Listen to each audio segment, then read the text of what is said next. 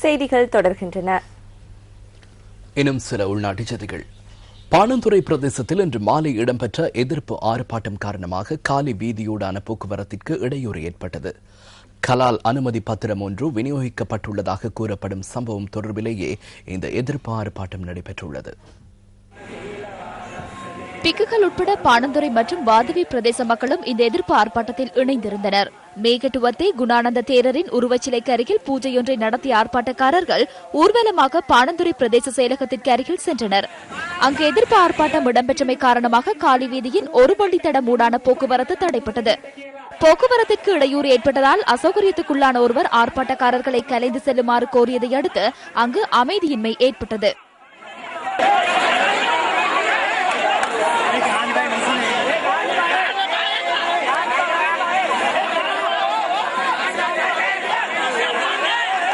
இதன்போது பிக்கு ஒருவர் தலையிட்டு நிலைமையை சமரசப்படுத்தினார். எதிர்ப்பு ஆர்ப்பாட்டத்தை அடுத்து பிக்குகளின் பிரதிநிதிகள் சிலர் பிரதேச செயலாளரை சந்தித்து பேசினார்கள். இதனையடுத்து சர்ச்சையை தோற்றுவித்துள்ள கலால் அனுமதி பத்திரத்தை தற்காலிகமாக இடைநிறுத்தி வைப்பதற்கு தீர்மானித்ததாக பாணந்துறை பிரதேச செயலாளர் சம்பா பெரேரா குறிப்பிட்டார்.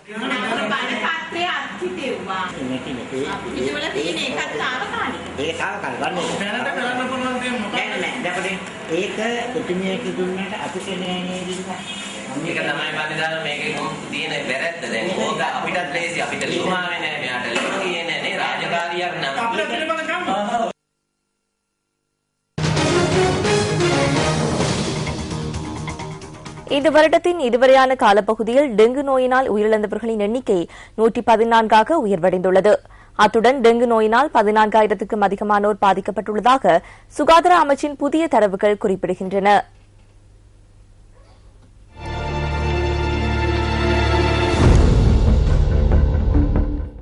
கொழும்பு மாவட்டத்திற்கு அடுத்ததாக கம்பகா மாவட்டத்திலேயே அதிகளவிலான டெங்கு நோயாளர்கள் அடையாளம் காணப்பட்டுள்ளனர். கடந்த ஜூன் மாதம் வரை கடந்த ஆண்டை விட 64% வரை குறைத்துக் கொள்ள முடிந்தது. எனினும் சற்று அதிகரிப்பு ஏற்பட்டமையினால் நாங்கள் இவ்வாறான வேலை திட்டங்களை மேற்கொள்கின்றோம். நாங்கள் அனைத்து பிரதேசங்களையும் உள்ளடக்கும் வகையில் இந்த வேலை திட்டத்தினை முன்னெடுத்திருக்கின்றோம். நாளொன்றிற்கு இதனை இல்லாது செய்வதற்கும் நோயாளர்களின் எண்ணிக்கையை குறைத்துக் கொள்வதற்கும் வாரம் ஒன்றிற்கு 2 அல்லது 3 நாட்கள் வேலை திட்டங்களை மேற்கொள்ள வேண்டும். ஏதேனும் நடவடிக்கைகளை மேற்கொண்டு கட்டுப்படுத்தும் செயற்பாடுகளை மேற்கொள்ள வேண்டும். எவ்வாறாயினும் கம்பகா மாவட்டத்தில் கடந்த 7 மாதங்களில் மாத்திரம் டெங்கு நோயினால் 17 பேர் உயிரிழந்துள்ளனர். இந்த மாவட்டத்தில் இந்த காலகட்டத்தில் டெங்கு நோயினால் 2176 பேர் பாதிக்கப்பட்டிருப்பதாக சுகாதார அமைச்சின் புதிய தரவுகள் சுட்டிக்காட்டுகின்றன. கம்பகா மாவட்டத்தில் 2010ஆம் ஆண்டு ஜூலை மாதத்தில் மாத்திரம் 686 டெங்கு நோயாளர்கள் அடையாளம் காணப்பட்டதுடன் இந்த ஆண்டின் ஜூலை மாதம் வரை 858 பேர் டெங்கு காய்ச்சலினால் பீடிக்கப்பட்டுள்ளனர். வீதி நாடகங்கள் மற்றும் துண்டு பிரசுரங்கள் ஊடாக தெளிவுபடுத்துதல், புகை விசிறல் மற்றும் பிடிஐ பாக்டீரியா தெளித்தல் போன்ற பல்வேறு டெங்கு ஒழிப்பு முறைமைகள் கையாளப்பட்டுள்ள போதிலும் டெங்கு பரவலை கட்டுப்படுத்த அது போதுமானதாக இல்லை என பொதுமக்கள் தெரிவிக்கின்றனர். இதனை ஆண்டுக்கு ஒருமுறை மேற்கொள்கின்றனர். வாரம் ஒன்றுக்கு ஒரு முறையாவது மேற்கொண்டால் சிறந்ததாக அமையும். இதேவேளை டெங்கு ஒழிப்பினை மேற்கொள்வதற்காக சட்டத்தினை நடைமுறைப்படுத்த போலீசார் முன்வந்திருந்தனர். அதற்காக பிரதி போலீஸ் மா அதிபர் ரவி விஜயகுணவர்தனவிற்கு உரிய சட்ட அதிகாரங்கள் வழங்கப்பட்டன.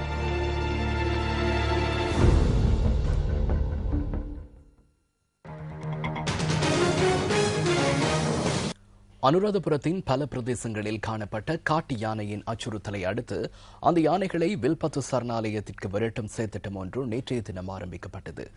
வடமேல் மாகாணத்திற்கு பொறுப்பான வனவிலங்கு உதவி அத்தியட்சகரின் தலைமையிலான குழுவினர் இந்த முயற்சியில் ஈடுபட்டுள்ளனர். அனுராதபுரம் தலாவ மெகிரிகம பிரதேசத்தில் ஒன்று கூடிய வனவிலங்கு அதிகாரிகள் வடமேல் மாகாணத்திற்கு பொறுப்பான உதவி அத்தியட்சகரின் ஆலோசனைக்கு அமைய இந்த வேலை திட்டத்தை ஆரம்பித்தனர். இதன்படி அனுராதபுரம் இயலவேவு பிரதேசத்தில் 3 குழுக்களினால் இந்த வேலை திட்டம் ஆரம்பிக்கப்பட்டது.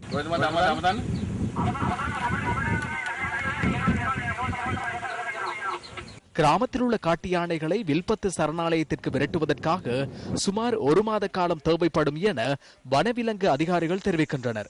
இந்த நிலையில் இயலவேவ பிரதேசத்திலிருந்து வந்துரட்டகம் வரை காட்டு யானைகள் சிலவற்றை விரட்ட வனவிலங்கு அதிகாரிகளினால் முடிந்துள்ளது.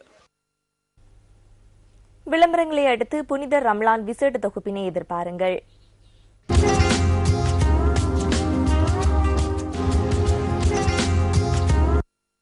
ரமலான் மாதத்தின் முதல் 10 நாட்களும் அல்லாஹ்வின் ரஹ்மத்துடைய 10 ஆகும். படைத்த இறைவனுடைய அத்தாட்சிகளை பற்றி சிந்திக்கும் நேரம் நோன்பு மூலம் மனிதனுக்கு ஏற்படுகின்றது. காலத்தின் சுழற்சி இன்னும் ஒரு ரமலானை எங்களுக்கு கொண்டு வந்திருக்கிறது. அல்ஹம்துலில்லாஹ். இந்த புனிதமான நோன்பு மாதம் பொறுமையின் மாதம், பரோபகாரத்தின் மாதம், ஏழை எளியவர்கள், அனாதைகள், வாழ்விழந்தவர்களை தேடிச் சென்று உதவி செய்கின்ற மாதம். அந்த வகையில் இஸ்லாமிய அறிஞர்கள் இந்த மாதத்தை ஆன்மீக வசந்தம் வீசுகின்ற மாதமாக சொல்கிறார்கள். பல்லின சமூகங்களுக்கு மத்தியில் வாழுகின்ற முஸ்லிம்களாகிய நாம் எமது நோன்பின் மூலம் ஏனைய சமூக மக்களுக்கு முன்மாதிரியை காட்ட வேண்டிய ஒரு தார்மீக பொறுப்பை இந்த மாதம் எங்களுக்கு பாடமாக கற்றுத்தருகிறது. புனித ரமலான் மாதத்தில் அல் குர்ஆன் இறக்கப்பட்டமையினால் இந்த மாதம் பல்வேறு சிறப்புகளை கொண்டமைந்துள்ளது.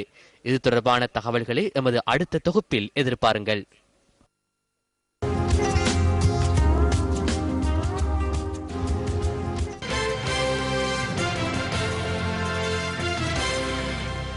மலையகத்தில் தோட்டங்கள் தோறும் கால்நடை வளர்ப்பு தற்போது முக்கியத்துவம் பெற்றுள்ளது. சுய தொழில் நோக்கம் கருதி வளர்க்கப்படும் இந்த மாடுகளுக்கு உணவாக புல் மற்றும் புண்ணாக்கு என்பன வழங்கப்படுகின்றன. இதில் பிரதான உணவாக புல் வளர்க்கப்படுகிறது. இந்த புட்கள் தேயிலை தோட்டத்தில் ஒதுக்கப்பட்ட இடங்களில் முறையாக வளர்க்கப்பட்டு முறையாக வெட்டப்பட்டு மாடுகளுக்கு வழங்கப்படுகின்றது. இந்த புச்சகையானது நெல் சேர்க்கைக்கு ஒப்பான விதத்தில் நடைபெறுவது இதன் சிறப்பம்சமாகும். மலையக தோட்ட தொழிலாளர்களின் வருமானத்தை அதிகரிக்க செய்யும் இச்செயற்பாடு பாராட்டத்தக்கது.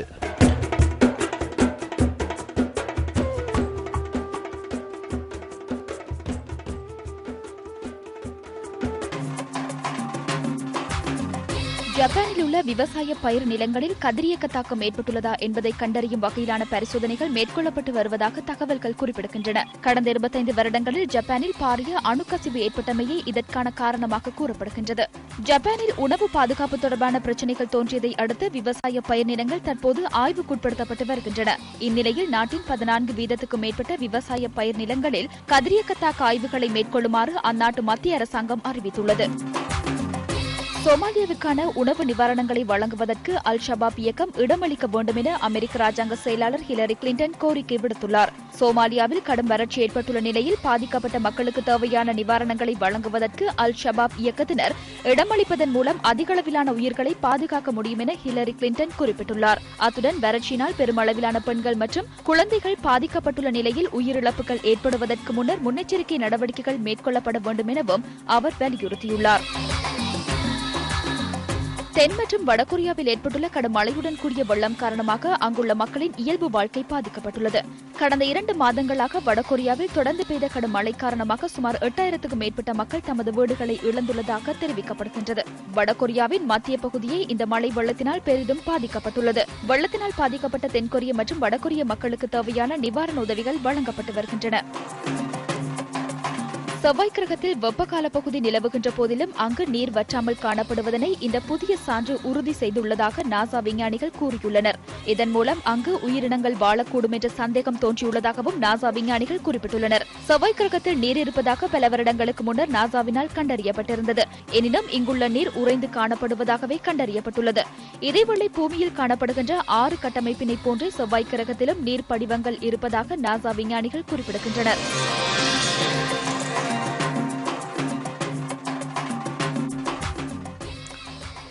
இலங்கையில் 20-20 கிரிக்கெட் போட்டியொன்றில் முதல் வெற்றியை தனதாக்கிக் கொள்ளும் நோக்கில் நாளைய போட்டியை எதிர்கொள்ள உள்ளதாக இலங்கை அணியின் தலைவர் TM டில்ஷான் தெரிவிக்கின்றார்.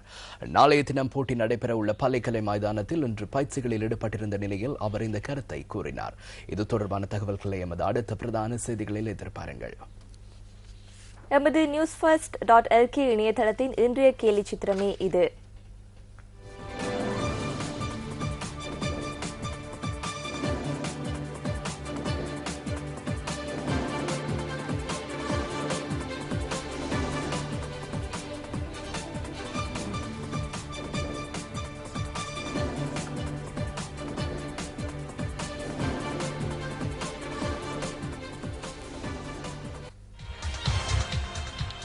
செய்திக்கான பெறுமதியுடைய காணொளிகள் உங்களிடமிருந்தால் அதனை எமக்கு அனுப்பி வைக்க சந்தர்ப்பம் வழங்கப்பட்டுள்ளது.